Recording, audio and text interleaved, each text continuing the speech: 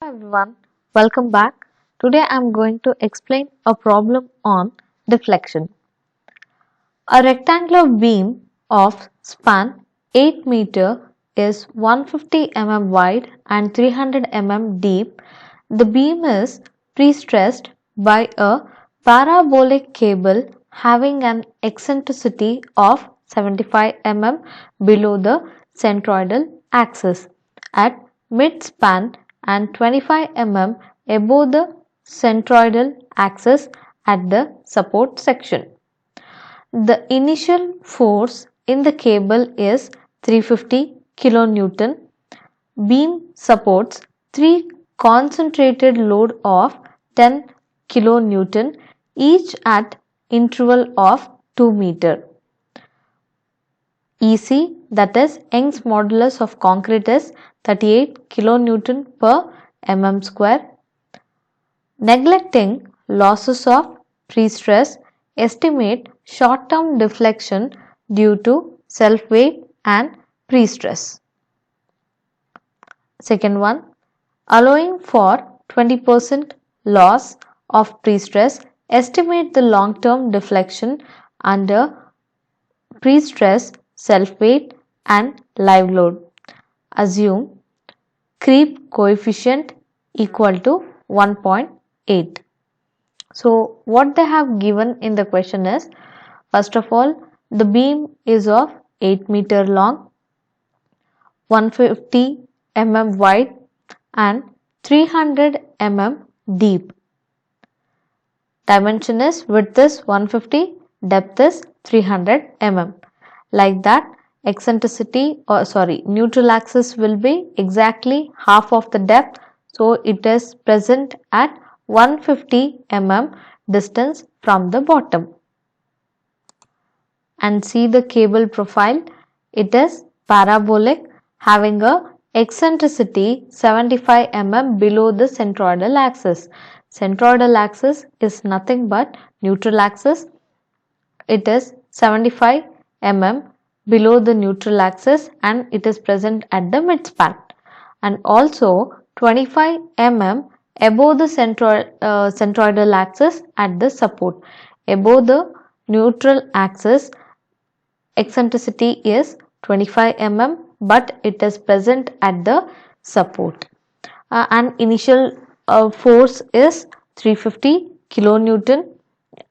Also, the important thing is that beam is carrying 3 concentrated load of 10 kilonewton at 2 meter interval. For this given data, we should calculate whatever they have given. First, let's start with the problem. Let me show you how I have written the diagram. So like this I have written, it's a beam of 8 meter carrying 3 point load 10 kilonewton as well as 10 kilonewton here, and interval is 2 to meter. Cross section is 150 mm by 300 mm. Here you can observe carefully. I have written a parabolic variation. For that I have mentioned below the centroidal axis or neutral axis, eccentricity is 75 mm. Above the neutral axis, it is 25 mm at the support. So like this you should write a diagram. So to calculate to calculate the deflection, we required I value as well as dead load of the beam. So for that, I have started calculating with moment of inertia. I equal to BD cube by 12 for a rectangle section. So it is 150 by 300 cube by 12 is 337.5 into 10 power 6 mm power 4. Dead load of the beam, it is a cross section into density. Convert mm into meter, so 0.15 into 0.3 into 25, it is 1.08 kilonewton per meter, and there is a slight correction here, it's not 25, it's 24 kilonewton per meter cube is a density. So for dead load, we should consider this 1.08 kilonewton per meter. Next is deflection due to dead load. Here I have considered the formula as delta DL equal to 5 by 384 into WL power 4 by EC into IX, that is simply supported beam carrying a UDL. UDL means self weight is obviously a dead load. Okay, for that we have considered this formula. Substitute all the terms, that is you should substitute it carefully. W, for W I have converted kilonewton per meter to Newton per mm. If I convert from kilonewton to kilonewton per meter to Newton per mm also, we will get 1.08 into 10 power 3 by 10 power 3. If in numerator as well as in denominator 10 power 3 get cancelled, only 1.08 is remaining. Into length is 8000 power 4 divided by these terms. Substitute everything, you will get deflection due to dead load as 4.49 mm. Next is deflection due to live load. This is very important. So while calculating deflection due to live load, please pay some extra attention for this. In the question we have got load and its interval, but we don't know how much is a support reaction present. So the thing is, to find deflection due to live load, first we need to draw a bending moment diagram. To get that bending moment diagram, we need to find support reactions. Since we know that a given beam is a symmetrical section, support reaction will be half of total external load. Hence, what is the total external load? It is 10 plus 10 plus 10, that is 30. 30 by 2 is 15 kilonewton each. Okay. So, reaction at support A is 15 kilonewton, reaction at support B is 15 kilonewton. Like this, we should write the reactions. Next is a calculation of bending moment diagram. How to write draw this bending moment diagram is, we will start from this point. For exactly at this point, if we take the moment, that is 15 into 2. 15 into 2 is 30 kilonewton meter. So I have marked 30 kilonewton meter. Again, if we take moment about point O, it is 15 into 4. From here to here, the length is 15 into 4 minus 10 into 2. That will be 50 into 4 is 60 minus 10 into 2 will be 20. So 60 minus 20 is 40 kilonewton meter. And as it's a symmetrical section, I have considered only a half of the portion. So this portion is considered and I have hatched it. But here you can observe 3 areas. What I have done is, I have just separated, or I have splitted the area into 3 different areas, that is 2 triangle and 1 rectangle. Okay, we will go to next slide. I will come back and explain how to take the area as well as a centroidal distance. Okay, first of all, the standard formula is area into centroidal distance by EI. So what I have done is, 1 by EI value I have written outside into area into centroidal distance of each diagram I should calculate, and I should write it here. Okay. So the first area what I have considered is, it is this area, that is half into base into height is a area. Half into base is 2000 into height is 3 into 10 power 6. Okay, be careful. You should convert this kilonewton meter to Newton mm. So it is 30 into 10 power 6. See here, I have written that into 2 by 3 into 2000. That is, it's a centroidal distance of this triangle. If we want to measure the centroidal distance from the support to the center of the triangle, it is 2 by 3 into L. This area is over. Now, the next one is, I will go for a rectangle. Let me check. I have considered rectangle. Yes, I have considered the rectangle one. So, for rectangle, it is length into breadth or B into D. So, B is 2000 into D is, careful, here I have separated and I have cut the area to the height 30 kilonewton meter. So this height of the rectangle will also be 30 kilonewton meter here. It is 2000 into 30 into 10 power 6 into the centroidal distance.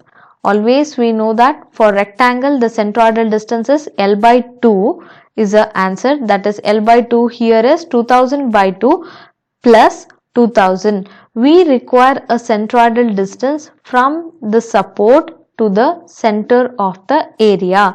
So it is 2000 plus 2000 by 2. See here, I have written a centroidal distance plus the remaining, that is half into base into height. Half into base is 2000 into height is this height. See here, I have substituted half into base into height I have done, but the important thing here is it is 10 into 10 power 6. What is that? Here the maximum height is 40 kilonewton meter minus 30 kilonewton meter will be 10 kilonewton meter is the height of this triangle. Okay, so you should be very careful at this point. So it is half into 2000 into 10 into 10 power 6 into centroidal distance. So centroidal distance will be 2 by 3 into the length. 2 by 3 into length is 2000 plus 2000. From here to here it is 2000 plus 2 by 3 into 2000. Like that we have substituted all the values and all the areas is positive. So therefore delta LL is 19.75 mm, has a deflection due to live load. Next is deflection due to pre-stress. For deflection due to pre-stress, we should go back to the diagram. Here you can see a portion like this, that is above the neutral axis we have a cable. So for this it is almost like a straight line. For a straight line always the bending moment diagram variation is rectangle. So it is the rectangle variation, but as it is present above the neutral axis, it is positive bending moment. Don't forget to write that along with the rectangle. And here one more important point is it is P into E1. Here what is E1 is whatever height is present or eccentricity is present above the neutral axis is considered as E1 and this is considered as E2. Now it is P into E1 means 25 mm. Now I have substituted that P E1 equal to 350 into 10 power 3, convert kilonewton to Newton into 25, that is 8.75 into 10 power 6 Newton mm. Next is for a parabolic. How did I get this parabolic variation? It is due to this, that is from here to here below the neutral axis there is a parabolic variation. So as this cable is present below the neutral axis, that is negative bending moment, and but the variation will always be parabolic, and from here to here it is a complete single cable, correct? So the eccentricity should be P into E1 plus E2 is a value. So take that, add both the eccentricity, you will get 35 into 10 power 6 Newton mm, and this is a negative bending moment. The next thing is calculation of deflection due to pre-stress. How to calculate this deflection due to pre-stress? First of all, the formula is area into centroidal distance by EI. According to that, we have got two different formulas. What is this? The first formula is a final generalized formula for a rectangle, and this is a final generalized formula for a parabola. But you should pay attention towards the sign. Here for a rectangle it is a positive bending moment, for parabolic it is a negative bending moment. So it is plus here, it is minus here. Okay, now in the next step I have just taken E and I as a common and written outside, and the remaining term is present inside.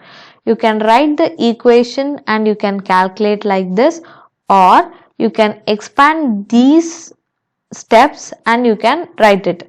Well, this is the final step. Before that step we had written this step, or we will get this step, whichever is convenient for you. You can write that step or write that formula. Okay, so it is 1 by EC into IX into PE1 L by 2 into L by 4.